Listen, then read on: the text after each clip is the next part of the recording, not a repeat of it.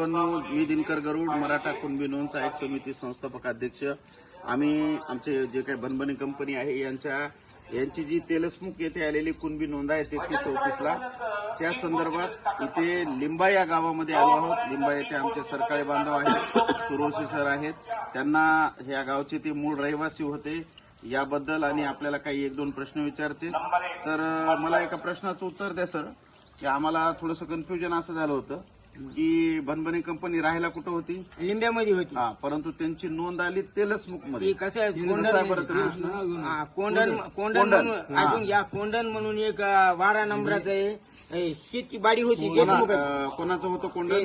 देशमुखाचं होतं. हा, बरं. तिथं कोंडीबा तिथे राहत होती, त्याला खेटून इटा तांडा होता. इटा तांड्यामध्ये एक कोंडण आहे. अच्छा. तिथं ते कोंडीबा राहत होता. अच्छा. मालकाच्या तिथं कामावर होता. बरोबर. लिंब्यामध्ये राहणारा लिंब्यामध्ये राहत होता. राहायला वाडा होता लिंब्यामध्ये. सगळं घरदार पोरं लेकरं बाळा लिंब्यामध्ये होती. आणि त्या कोंडण गावाच्या शिवारामध्ये काम करायचं.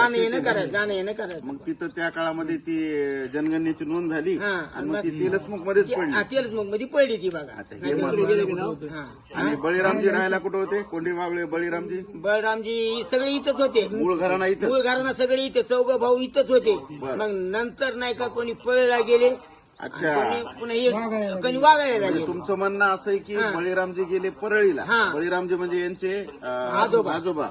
बरोबर. आणि कोंडीबा गेले वागायला, म्हणजे यांचे आजोबा. म्हणजे बनबने कुटुंब मूळचं लिंब्याचं राहणार लिंब्याची मूळची. फक्त शिवार या कोंदण शिवार म्हणजे तेलसमुखचा कोंदण 3.5 एकरचा शिवार तिथं होते, शेतीवर कामाला. नंतर मात्र कालांतराने भूमिहीन असल्यामुळे, त्यांना जमिनी नसल्यामुळे एक जण परळीकडे गेले उपजीविकेसाठी आणि एक जण वाघाळ्याकडे. ओके, तर धन्यवाद. खूप सुंदर माहिती आम्हाला मिळालेली आहे. याचा फायदा होणार आहे आम्हाला आमचे कुणबी प्रमाणपत्र काढण्यासाठी. धन्यवाद. जय जिजाऊ, जय शिवराय.